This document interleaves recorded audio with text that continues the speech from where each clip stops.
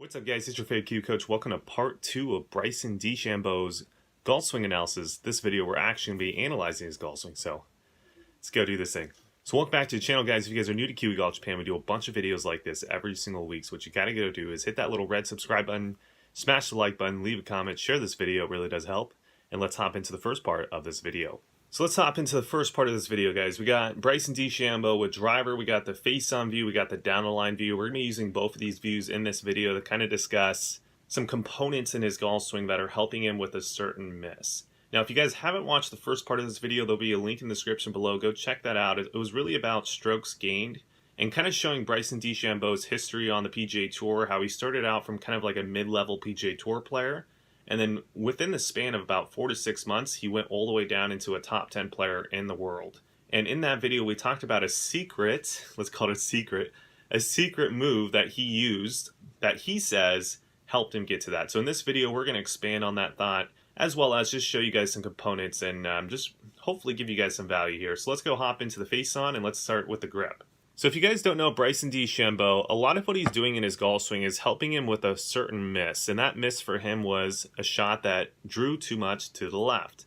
He struggled with it, kind of like Ben Hogan almost. Actually, there's definitely some similarities between Bryson DeChambeau and Ben Hogan, which might even be a separate video in itself. But he did a lot of stuff in his swing, for example, right now, the grip, that helps him with the left miss. So the first thing is he got his left hand in a very, very weak position. And when I say weak, really it's placement of the hand. If you take a look at the V's, his left hand grip or his lead hand grip is pointing up towards the trail or the lead shoulder, excuse me. And that's a really weak placement. Now, let's kind of talk about what weak placement really means. If you get your hand in kind of the same position that DeChambeau is in, and you try to supinate, you notice that you can supinate a little bit, but there's not like a whole large range of motion relative to if I had my wrist in a very, let's call it strong position, or a position that looked like this. You can see that there's a huge range of motion. So this position, less range of motion than this position. Now, if you take a golf club and you put it in your hands and you do this and you churn it, you can see that you can churn the toe of the club maybe a little bit closed. But if you put it here and then you close it, you can see that you can massively churn the toe over, right? And so for a player that hits a hook, what typically happens is we see this face angle pointing left of where the club path is, right? So what DeChambeau was trying to do is he's trying to put himself in a position with that weak grip to make sure that he had a, let's just say, a smaller possibility of pointing that face left. So first component of his golf swing that's helping him not miss the ball to the left is going to be the left hand and the right hand grip. They're both in pretty weak positions. Okay, so let's get into the magic move, guys, and let's talk about his setup. I think a lot of you guys, well, I don't know if a lot of you guys say this, but I've heard instructors on YouTube saying that this is kind of his magic move. Let's just real quickly go over it. So Bryson DeChambeau, his setup is very unique just because of his wrist conditions at setup. He's in a heavily ulnar deviated position. Now, all players are ulnar deviated at setup, which just means that the wrist is this fashion as opposed to kind of cocking the wrist or getting a radial deviation. But he is doing it more so than most players do, and he's almost pretty much hyperextended in this wrist. It's fully locked almost. Now, what is that really doing? Well, if you take a club real quick, and I want you to ulnar deviate your wrist to the max that you possibly can, and then take a look at what it does to the face angle. What it does is it kind of makes the club go this way, which then points the face angle a little bit more to the right. Now, if you can understand what we just said in the last part, if we get the face angle close to the club path, we're probably going to hit the draw. Doing this points the face angle more right. It's going to have a better potential of not drawing, right? So again, he has his grip that's super weak. And then so far at setup, he also has a heavily ulnar deviated wrist, which is another component, which is again helping him not miss the ball to the left. So is it his magic move? You could probably call it. I would always say my personal belief is setup is a correlator for sure. When I say correlator, it means that it definitely would correlate to impact.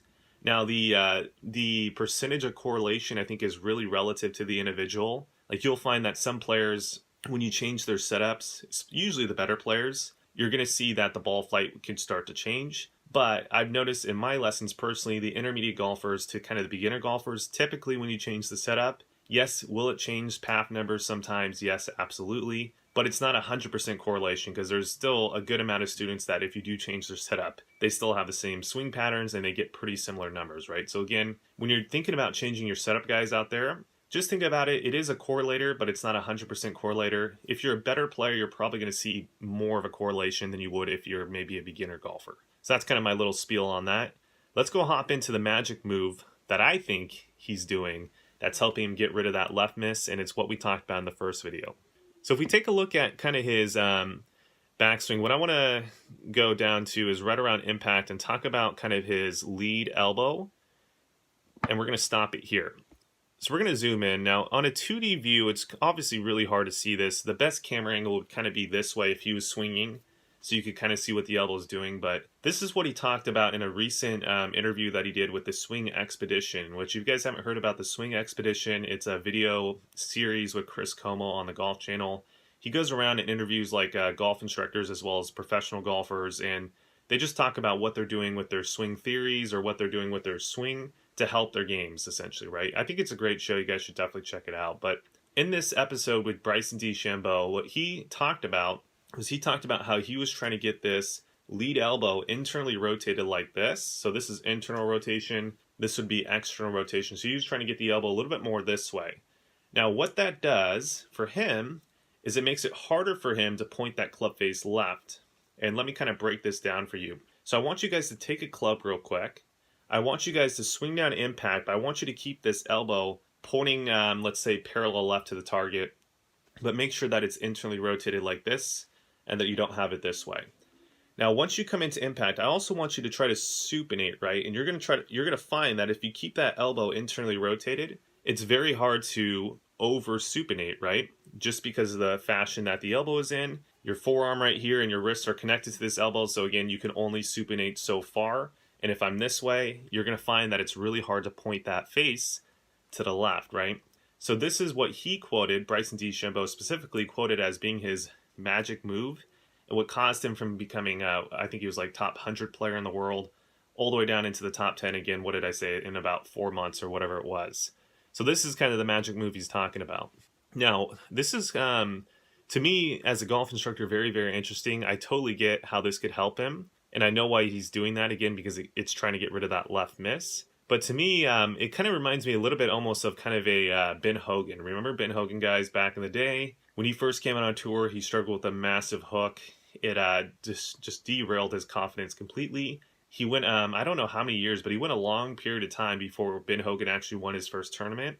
And when he started winning his first few tournaments, he was coming up with swing ideas to help him get rid of the hook, which for him, Ben Hogan did it by, same thing, weak grip, but Hogan had a lot more pronation in the lead wrist on the backswing, as well as a lot more cupping and extension in this lead wrist as well.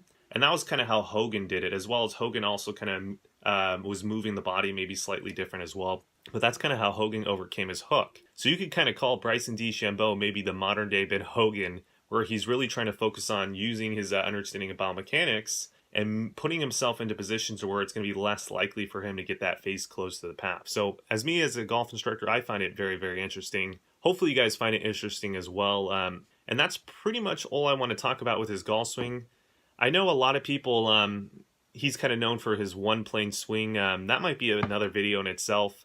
I personally don't believe he has a one-plane swing. I think the one-plane swing idea is pretty old and outdated, and has been proven to kind of not be true, especially when you start looking at swings in 3D, etc. But we'll not talk about that in this video. I really want to wrap this video up with kind of some take-home points for you guys. So for you, the audience out there that's watching this, what are the take-home points? Really, I think the macro idea of what Bryson DeChambeau does so well is he takes swing components, which are just how the body moves in the golf swing.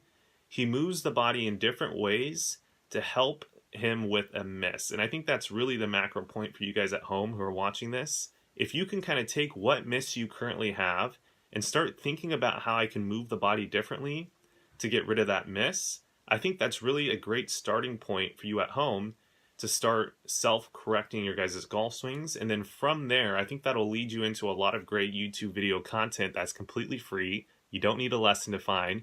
That will really help you with your golf swing. So I want you guys to start thinking about it in that way. Think about your miss first, and then from there, start thinking about how can I move my body differently to get rid of that miss. And that's really the macro point, and that's really what Bryson DeChambeau, I think, did so well so far. And I'd be really interested to see kind of how his swing theory and how his kind of swing ideas really grow and kind of just change throughout the years. So anyways, hopefully you guys enjoyed this video. Make sure to like, comment, subscribe, share all that good stuff, and I'll see you guys again next time.